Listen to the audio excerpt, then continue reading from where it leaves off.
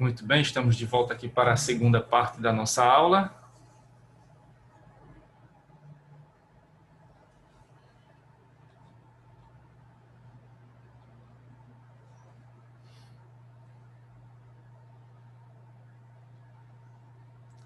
Esperar mais um pouquinho, né, pelo retorno das outras duas pessoas que estavam aqui assistindo.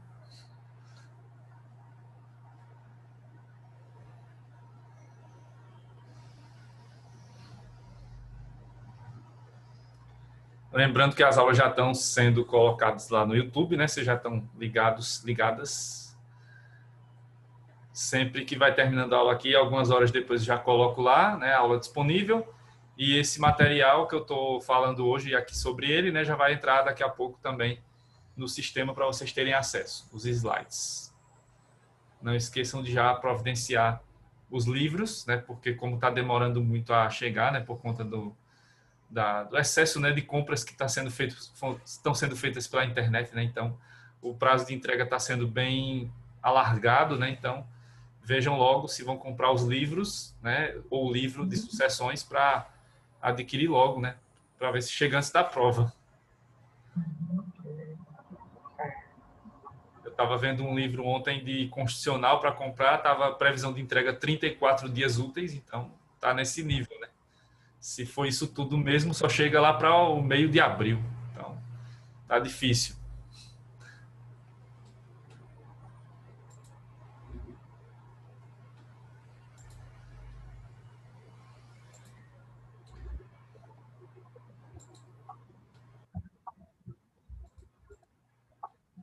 Pois bem, então antes do intervalo eu estava falando sobre essa questão do momento da morte, né? Então, definiu-se, né, já há um certo tempo que a morte encefálica, né, a morte cerebral, que configura, né, a morte especificamente aqui do ser humano. E no caso brasileiro especificamente, né, essa é a teoria mais usada pelas ciências médicas no mundo atualmente, né, e aqui especificamente no Brasil é a resolução 2173 de 2017 do Conselho Federal de Medicina que determina essa regra. Não é de hoje, né, não é de 2017 para cá, é bem mais antiga, mas houve uma atualização em algumas questões referentes ao diagnóstico e tudo mais, né, os métodos, procedimentos. Então, essa é a resolução mais recente, né, mais atualizada, mas já há muitos anos, desde os anos 90, na verdade, que houve essa definição já bem precisa do Conselho Federal de Medicina sobre o tema, certo? Bom, como é que se prova a morte da pessoa? Né? Porque é necessário que se tenha aqui a determinação precisa de que a pessoa morreu. Já que estamos falando da morte comum, né? Porque vocês já viram lá na parte geral a morte presumida, né? Aqui não é morte presumida, aqui é a morte, né, realmente definida já, a morte definitiva, né? Então, se houve a determinação da morte, então deve-se provar que a pessoa faleceu, né? E como é que se prova a morte? Bom, temos a prova científica e temos a prova jurídica, né? Vamos dizer assim. Então, pode-se provar biologicamente, que seria o método científico, e por meio também, né? E a prova, né, que nos interessa mais é a da certidão de óbito, né? Que é essa que traz a prova jurídica da morte. Então, biologicamente, você pode provar por todos os meios admitidos em medicina legal. No próximo semestre, né, no 10º, vocês vão ter essa disciplina, né, de medicina legal com a professora Ana Paula. Então, lá vocês vão ver, né, quais são os métodos, e todos os métodos admitidos hoje nas ciências médicas servem para a prova da morte, certo? Então, pode ser hoje, né, em casos mais complicados, por exemplo, acidentes, né, de avião, acidentes de carro, você tem ali como provar pelo DNA, né? Você pode provar por outros sinais, o reconhecimento da morte, né? Se o corpo está lá, né, em estado que pode ser reconhecido, então a família, alguém vai lá, reconhece também. Então tem vários métodos aí que podem ser usados, desde os menos, vamos dizer, aqueles que requerem menos requisitos, até aqueles que têm muito mais requisitos científicos e são mais complexos, né? Desde os mais simples até os mais complexos. Aqueles todos que podem ser admitidos na medicina legal são aqueles que vão determinar a morte, né, que vão determinar a confirmação da morte. E aí tem vários métodos, né, da própria medicina legal que confirmam se a pessoa já faleceu. E aí tem os exames que são feitos, né, para saber se ainda há alguma atividade cerebral, né, até alguns exames mais rústicos, né, que seriam para colocar água no ouvido e tal. Então, tem uns métodos que vocês vão aprender lá em medicina legal que vão ser necessários, né, para aprender, para definir qual seria aqui o momento da morte, né, e se a pessoa realmente morreu, né? Porque esse critério da morte cerebral, ele é o mais usado, né? Ele é visto hoje, cientificamente falando, como mais preciso, mas mesmo assim ele não tem ali ainda, né, o 100% de precisão, né? Tem 99%, vamos dizer, mas 100% não tem. Porque você sempre vai ver, né, e sempre vai ouvir falar de casos que ocorrem, não porque o método é falho, mas porque houve falha humana, né, nessa confirmação. Então, em épocas mais antigas, né, você ouvia falar muito, né, nós ouvimos falar muito, de pessoas que lá no velório acabavam do nada levantando do caixão e saindo, né? E aí imagina, né, o alvoroço que era durante o velório, todo mundo lá chorando, né, ao redor do caixão, e daqui a pouco o morto levanta, né? Não era o fantasma, era ele mesmo, né, vivo, e vai, né, e volta à vida, vamos dizer. Mas na verdade ele não tinha morrido, né? Então isso acontecia muito, principalmente nos outros métodos, né? O parada respiratória, parada cardíaca, porque tem uma doença, né, que é a catalepsia, né, uma situação que ocorre, que a pessoa pode ficar lá 24 horas, né, com as funções vitais básicas, né? Pouquíssimos batimentos cardíacos, pouquíssima respiração, né, quase imperceptível. E aí, se você não tem os métodos aí científicos, se não tem médicos, né, que vão detectar a morte, então as pessoas comuns vão dizer, ele morreu. Então coloca no caixão, prepara o velório, né, e depois vai enterrar o defunto. Né? E aí era o que acontecia, né? Muita gente que era enterrada viva, estava viva ainda. E aí quando acordava da crise, estava já, né, 7 palmos abaixo da terra. Então acabava morrendo lá, né? Que são os casos, né, que acontecem de vez em quando vão abrir lá as sepulturas, que a pessoa estava numa posição diferente, né? O cadáver estava numa posição diferente daquela que foi enterrada, né? Então isso ocorria. E hoje ocorrem as questões das falhas humanas. Às vezes a falha da identificação está acontecendo muito, não muito, né, mas tem acontecido de maneira mais comum, justamente por conta dessa quantidade imensa, né, de mortos que temos por conta da Covid. Já, né, cerca de 240 mil pessoas morreram em menos de um ano, né, quase um ano aí da pandemia, só por conta da Covid. Então, por conta disso, né, nos momentos em que está tendo pico de mortes, os profissionais da saúde estão ali super atarefados, estão, né, com carga de trabalho extremamente, né, desgastante, e aí é possível que haja confusão. E aí se determinou, essa pessoa aqui faleceu, mas ela não morreu, na verdade, né? E aí a família vai enterrar outra pessoa no lugar, né? E aí depois é que vem aquela retificação, né? Não foi essa pessoa que morreu, na verdade ela morreu, mas dias depois, né? Então foi enterrada outra pessoa no lugar. Então, claro, isso vai gerar uma série de consequências jurídicas, né, por esse ato, né, que vai trazer danos para as famílias, né? E ocorrem outras situações mais bizarras, né, não em relação à Covid, né, mas causos, né, que acontecem por aí nos interiores do Brasil, de que a família foi lá, velou o defunto, né, e enterrou. E aí, no enterro, né, lá depois que estava enterrado, chega o suposto defunto na bicicleta e pergunta, né, estão enterrando quem aí? Estão enterrando fulano. Fulano, e é o mesmo nome que eu. Isso já aconteceu em alguns lugares. O cidadão sai, vai beber, né, passa 2, 3 dias fora. Aí a família fica, claro, preocupada e tem notícia de uma pessoa que morreu, né? Vão fazer o reconhecimento, né? Uma pessoa da família vai fazer o reconhecimento do corpo, não reconhece direito, né? E por algum sinal, né, acha parecido, e aí esse é aquela pessoa mesmo, morreu. Na verdade, enterraram outra pessoa e o cidadão está lá vivo, sai, né, do bar, de ressaca, passa pelo cemitério e vem que a família está enterrando alguém. Estão enterrando um parente meu, morreu nesse caminho. Não, na verdade, quem tinha morrido era ele, supostamente ele. Então, acontece em alguns casos assim, mas isso é falha humana, né? Não é a falha do sistema, do modelo aqui, né, que determina a regra da morte encefálica, né? Porque os métodos científicos, eles são de uma precisão muito grande, né? Então, se você não chegar aos 100% de precisão, vai chegar a 90 e poucos, 99%, né? E aí o que pode acontecer são realmente as falhas humanas, né? A pessoa ser colocada lá como morta sem ter morrido ainda, né? Isso geralmente acontece quando não tem, né? As pessoas não têm acesso aos médicos, né? A essa questão do tratamento médico, ou quando acontece falha humana, né?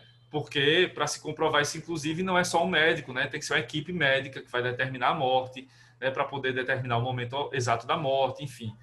Até porque isso pode refletir lá na frente na questão da doação de órgãos e tecidos, se for possível. Então, tem todo um sistema aqui muito bem organizado para se determinar esse momento da morte, né? E aí os métodos são os usados pelas ciências médicas, desde os mais simples até os mais complexos, né?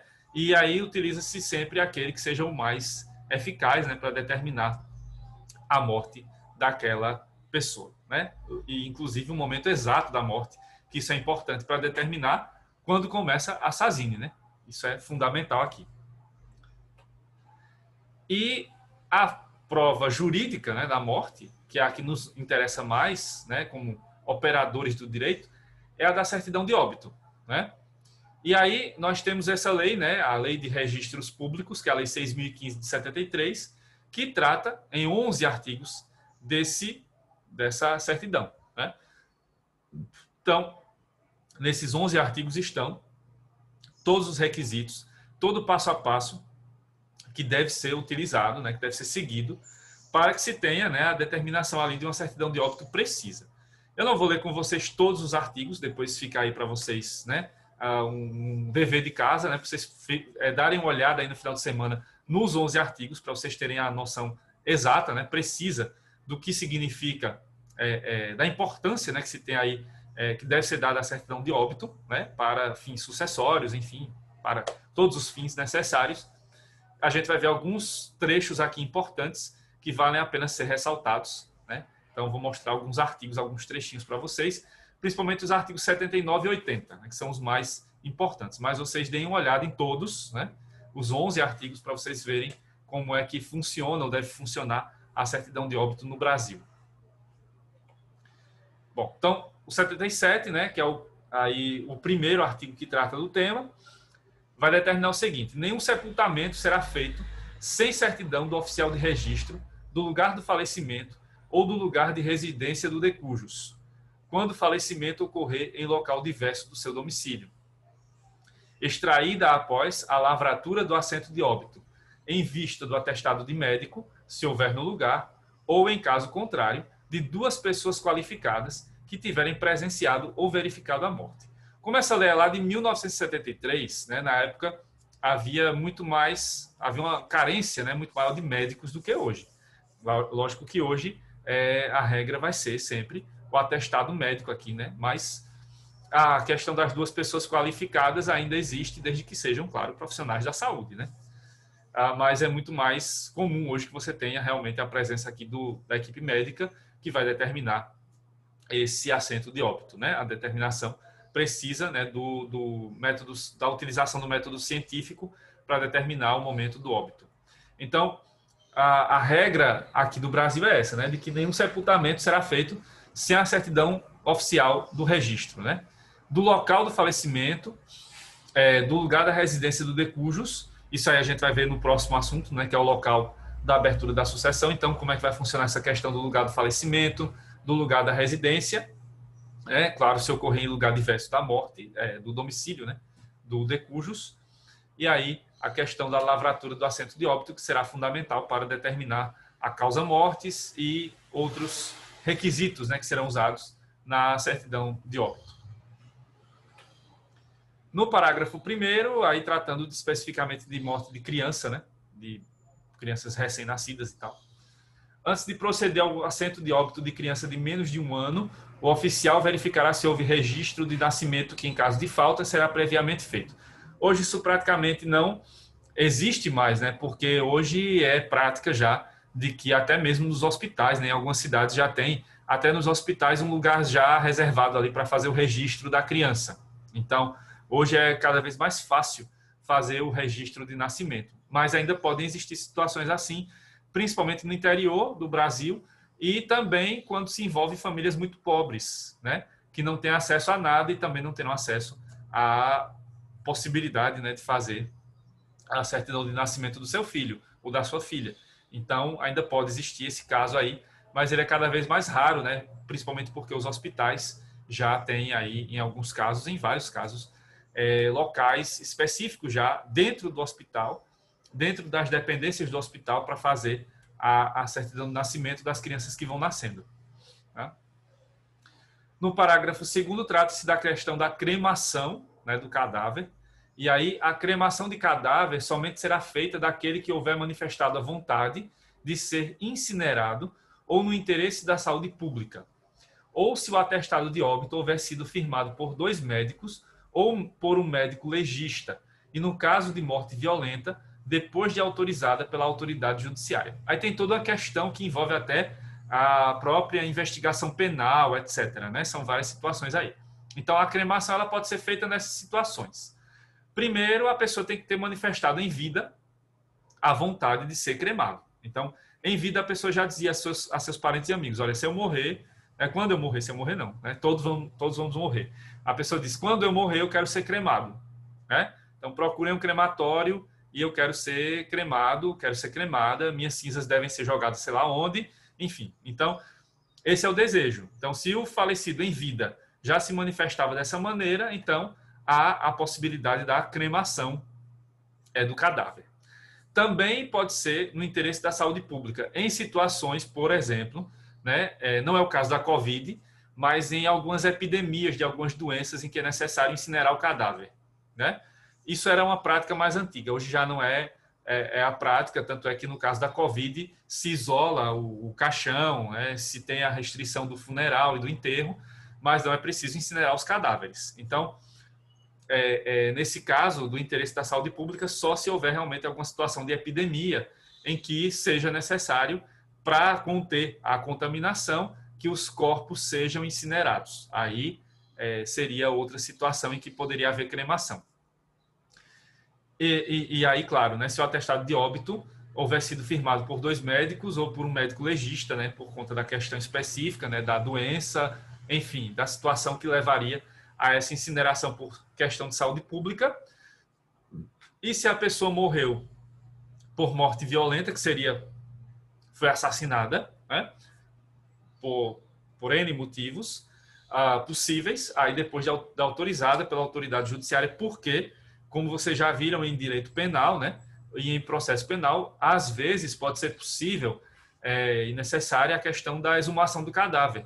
E se o cadáver é cremado, não tem como ser exumado, né? Então, só seria possível aqui a cremação dessa vítima se o juiz da causa já houvesse autorizado a cremação, por exemplo, porque já ocorreu a exumação do cadáver, porque já ocorreu o exame, né, do corpo antes, então já não seria necessário fazer novos exames. Aí sim seria possível fazer a cremação. Mas mesmo assim, em pleno ano de 2021, ainda há dificuldades para que se haja, né, para que ocorra cremação no Brasil, porque nem todos os cemitérios, ou quase nenhum, na verdade, tem fornos crematórios. Né? Aqui mesmo em Alagoas, houve uma autorização no ano passado para que os cemitérios, né, o Parque das Flores, daqui de Maceió, o de Arapiraca, o de Palmeira dos Índios, salvo engano, instalassem os crematórios. Não sei se já foram instalados, porque com a pandemia não sei se já houve a instalação, né? Mas seriam os primeiros aqui do estado de Alagoas. Né? Tanto é que aqui já tem crematório para pet, né, para animal de estimação, mas não tinha ainda até o ano passado crematórios nos cemitérios. Então, mesmo que a pessoa queira ser cremada, se não há ainda esses crematórios, depois se vocês estiverem melhor informados que eu, me digam aí se vocês já viram alguma, porque eu vi a notícia que tinha sido autorizado, né, a construção, mas não vi depois a notícia de que já tinham sido inaugurados e que já estavam funcionando. Então, não sei, né? Mas há a tendência de que, se não foram, logo serão instalados próximos meses, talvez, né? Ou daqui para o próximo ano. Então, se a pessoa quiser ser cremada, por exemplo, e mora, sei lá, em Ouro Branco, aqui no interior de Alagoas, ou em Viçosa, né, aqui também no interior de Alagoas, não vai poder ser cremada lá, porque lá não tem forno crematório, nem Maceió tem ainda, né? Então tem que ser levada para outro lugar, e tudo isso tem custos, né? E aí a família vai estar disposta a arcar com isso, né? Claro que vocês vão ver que isso depois vai ser tirado da herança, né? Mas a família está disposta a todo esse trabalho para poder fazer a última vontade do falecido. Então, tem todas essas nuances aí que dificultam, né, na prática a cremação, né?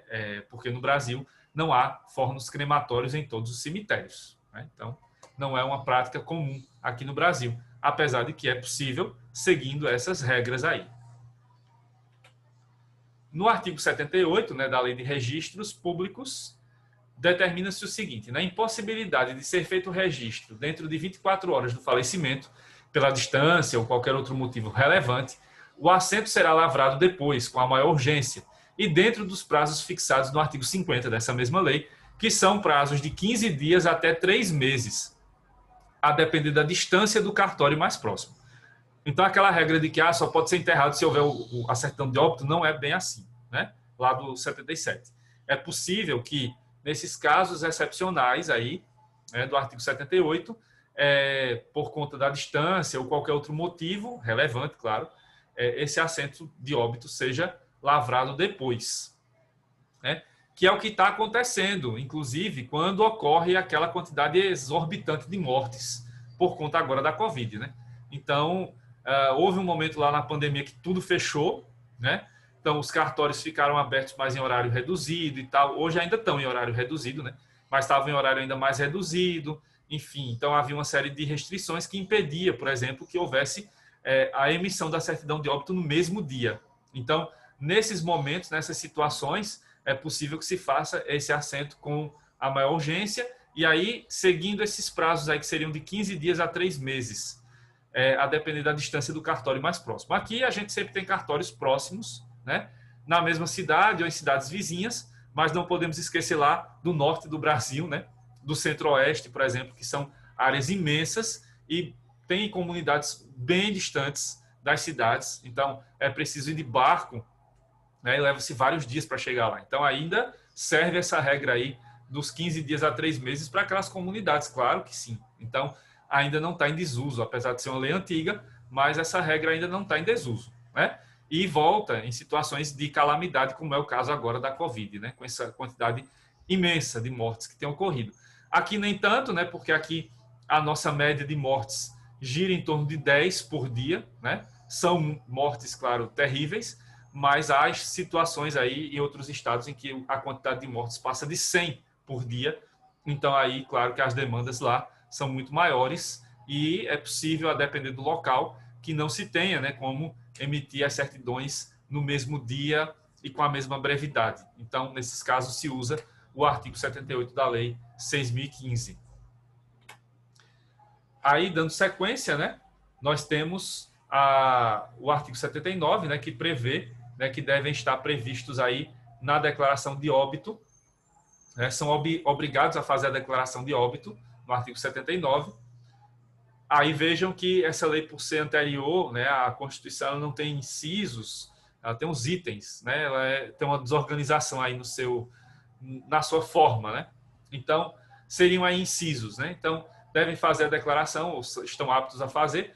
Aí vem, no primeiro item, o chefe da família, a respeito de sua mulher, filhos, hóspedes, agregados e fâmulos. Vamos lembrar que essa lei é de 73, portanto, é a lei que ainda previa lá, né, que o homem seria o chefe da família.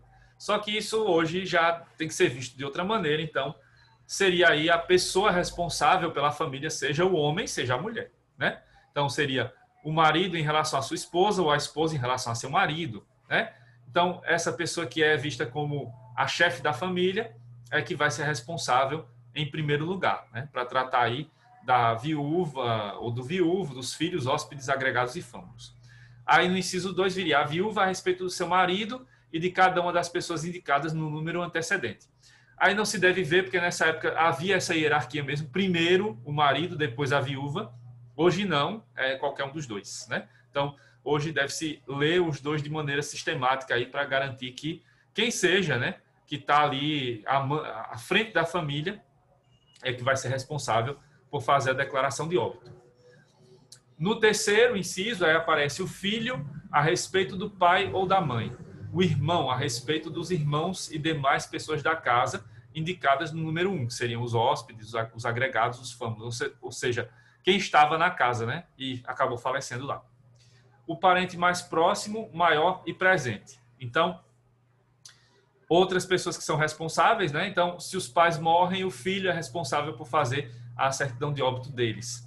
O irmão em relação aos outros irmãos e outras pessoas, né? E o parente mais próximo é maior e presente, né? Maior de idade e presente, que seria também responsável ali. Um outro parente, um tio, né? Que seria responsável, um tio-avô, enfim, ou avô, em relação aos netos. Bom, aí temos o administrador, diretor, gerente de qualquer estabelecimento público ou particular, a respeito dos que nele faleceram, salvo se estiver presente algum parente em grau acima indicado.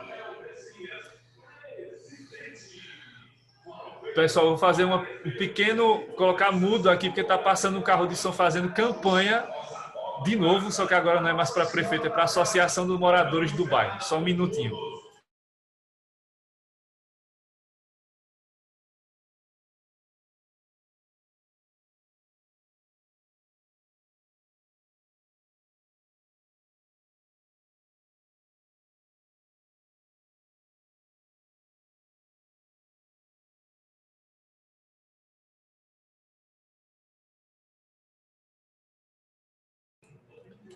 Se já não era interessante fazer campanha eleitoral ano passado aqui por via indireta, né? Para prefeito, imagina para a Associação de Moradores do Bairro. Piorou. Bom, seguindo, temos aqui o administrador, diretor, gerente de qualquer estabelecimento público ou particular, a respeito dos que nele faleceram, salvo se estiver presente algum parente em grau acima indicado. Então, é aquele caso, né? A pessoa vai, por exemplo, se hospedar numa pousada, num hotel, ou está num restaurante, né? Não está com nenhum parente, né? Está, por exemplo, com os amigos, ou sozinho, ou sozinha. E aí acaba falecendo lá. Então, a responsabilidade por fazer a certidão de óbito, né? A declaração de óbito, na verdade, passa a ser do administrador, diretor ou gerente desse estabelecimento, do hotel, da pousada, do restaurante. Certo? O quinto, na falta de pessoa competente, nos termos dos números anteriores, a que tiver assistido aos últimos momentos do finado, o médico, o sacerdote ou vizinho que do falecimento tiver notícia. Então, no caso aqui, podem ser justamente os amigos, né? Se não tinha lá o gerente, não estava presente no restaurante, no hotel e tal, mas tinha um amigo do lado que viu a pessoa morrendo, ele vai ser responsável por fazer a declaração do óbito. O médico que atendeu, né, aquela pessoa, o sacerdote que deu lá a extrema-unção, por exemplo, se for católico, né? Se o decujus era católico. Ou vizinho, né, que teve notícia do falecimento quando a pessoa morreu em casa e sozinha, né? E o sexto, a autoridade policial a respeito das pessoas encontradas mortas. Então, é a obrigação do policial, né, quando encontra uma pessoa morta, de fazer a declaração do óbito. No parágrafo único desse artigo, a declaração poderá ser feita por meio de preposto, autorizando o declarante inscrito de que constem os elementos necessários ao assento de óbito. Então, essas são as pessoas que têm aí a obrigação de declarar o óbito, né, de informar as autoridades competentes que houve óbito, que uma pessoa morreu. Então, ainda não é a competência para fazer a certidão de óbito, mas é para fazer a declaração do óbito. Aí, sobre a certidão de óbito especificamente, né? O assento de óbito deverá conter. Aí, quais são os dados que devem constar na certidão de óbito? Primeiro, a hora, se possível, dia, mês e ano do falecimento.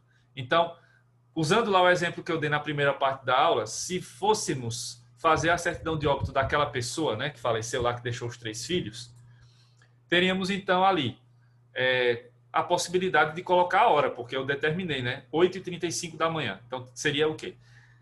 dia, mês e ano. Então, 19 de fevereiro de 2021, às 8 horas e 35 minutos da manhã. Então, teria como fazer essa determinação. O lugar do falecimento com indicação precisa. Aí é para colocar o lugar certo, o município, né? Ou, por exemplo, se é um distrito, né? Se é uma vila, se é uma fazenda, então coloca lá, né? Fazenda tal, no município tal.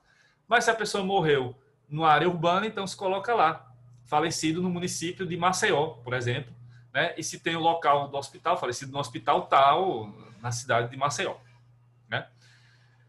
O prenome, nome, sexo, idade, cor, estado, profissão, naturalidade, domicílio e residência do morto. Ou seja, os dados pessoais do falecido. Então, qual era o seu nome? Primeiro nome. O nome completo, né? O sobrenome. O sexo, né? A idade, a cor, o estado, se era solteiro, casado, separado, divorciado, enfim, se tinha união estável, para poder saber se tem viúva, né? Ou viúvo. Profissão, né, para saber qual era o seu trabalho, naturalidade, né, de onde ele era, onde ele nasceu, o seu domicílio e a sua residência, né, para que depois, por exemplo, se possa fazer levantamentos patrimoniais e outros. O quarto, se era casado, o nome do cônjuge sobrevivente, mesmo quando desquitado.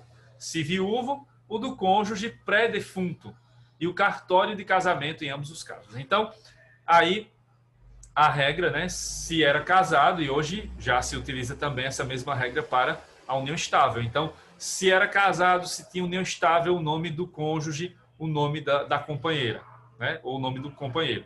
E aí, o mesmo quando desquitado, hoje vale para mesmo separado, mesmo divorciado, né, que é a expressão que se usa hoje. E se ele era viúvo, o nome do cônjuge que ele, né, que já faleceu. Então, o nome do cônjuge já falecido, né? A mesma coisa da união estável, o nome do companheiro da companheira já falecido antes dele, né? E o cartório em que foi feita a certidão de casamento ou que foi feito lá o termo da união estável. Então aí isso deve constar também na certidão de óbito, né? Essas informações sobre casamento e união estável. Os nomes, prenomes, profissão, naturalidade e residência dos pais, claro, se os pais estão vivos ainda, né? Então, isso deve constar também as informações dos seus pais. Se faleceu com o testamento conhecido, isso vai ser fundamental para que se tenha a determinação da existência ou não de testamento, para que se tenha a sucessão testamentária. Se não tinha testamento, então é só sucessão legítima. Então, isso é importante demais, né?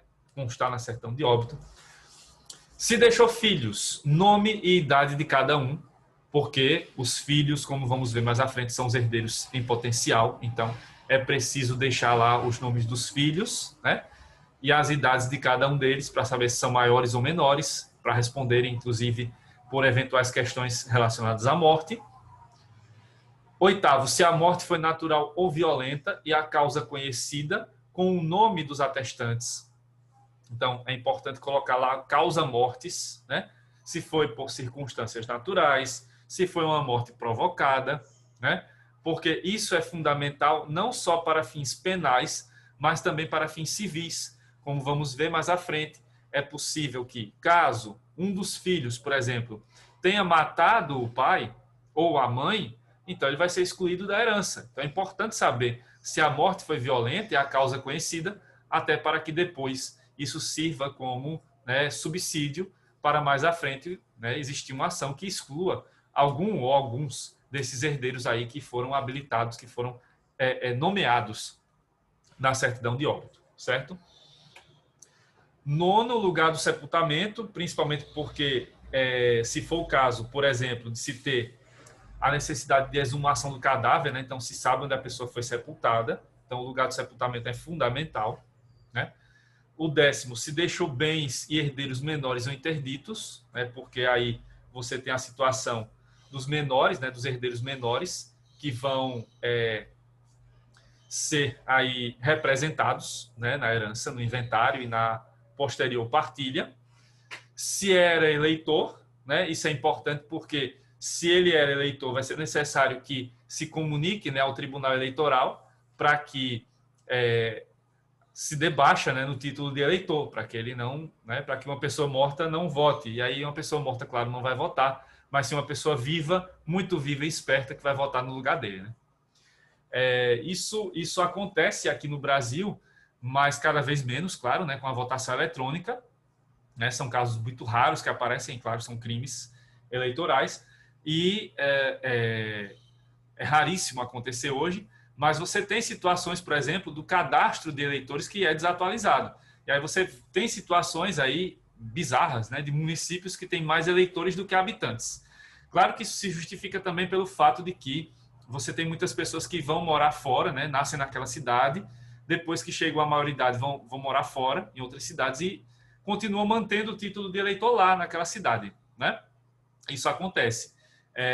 Mas, em algumas situações, são pessoas que já morreram e que continuam lá, né, com o título de eleitor lá. E é preciso dar baixa no título para evitar fraudes, né? E aí é necessário constar na certidão de óbito, né, se era eleitor, justamente para que possa se dar baixa. Só que o problema é que não há essa conexão, né, entre os cartórios que fazem as certidões de óbito e os cartórios eleitorais. Então, seria preciso unificar esse sistema, e esse sistema ainda não foi devidamente unificado, infelizmente. Aí, o 12º, né, aí não é necessário todas essas informações, né? Não é necessário tudo isso. É pelo menos uma dessas informações, que seriam essas aí, né? Pelo menos uma das informações a seguir arroladas. Número de inscrição do PIS/PASEP, número de inscrição do INSS, né, o Instituto Nacional do Seguro Social, se contribuinte individual, número de benefício previdenciário, se a pessoa falecida for titular de qualquer benefício pago pelo INSS, número do CPF, número de registro da carteira de identidade, respectivo órgão emissor, número do título de eleitor, número do registro de nascimento com informação do livro, folha e termo, número e série da carteira de trabalho. Então, essas seriam as informações que deveriam constar, né, que é a documentação do falecido. Mas essa documentação não precisa estar toda presente, né? É uma dessas informações. Então, pelo menos, por exemplo, o número do CPF dessa pessoa, o número da carteira de identidade. O objetivo seria também dar baixa, né, nesses documentos, mas infelizmente alguns deles continuam aí existindo, porque não há essa conexão entre os cartórios do Brasil, né, e os sistemas de informação também, né, da Receita Federal, etc. E aí acaba que pessoas mortas continuam lá com sua identidade ainda ativa, seu CPF, e isso faz com que haja fraudes comerciais nesse caso especificamente, né?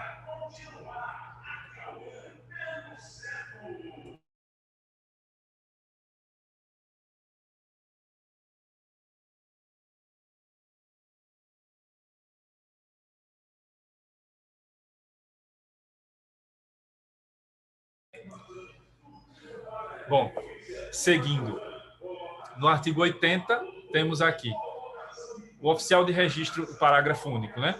O oficial de registro civil comunicará o óbito à Receita Federal e à Secretaria de Segurança Pública da Unidade da Federação que tenha emitido a cédula de identidade, exceto se, em razão da idade do falecido, essa informação for manifestamente desnecessária. Então, há uma obrigação aqui de que haja a comunicação à Receita Federal e à Secretaria de Segurança Pública desse óbito. Mas, né, resta saber se isso realmente tem acontecido. Se sim, ótimo, porque já se dá baixa nas documentações e já se encerra CPFs e identidades. Mas pelo que temos visto aí de golpes que são dados, né, em nome de pessoas mortas, isso não tem acontecido com tanta frequência, né, ou não tem acontecido da maneira que deveria, né, ocorrer. Enfim, então ainda existem esses problemas a ser solucionados. Bom, gente, então estamos chegando pertinho são 9h38, então vamos encerrando por hoje. Próxima semana a gente volta e daremos continuidade a esse assunto, certo? Então, qualquer dúvida, vocês me perguntam na próxima semana, no início da aula. Certo, professor. Tá, um abraço. Abraço, gente. Bom final de semana. Um abraço para o senhor também. Obrigado.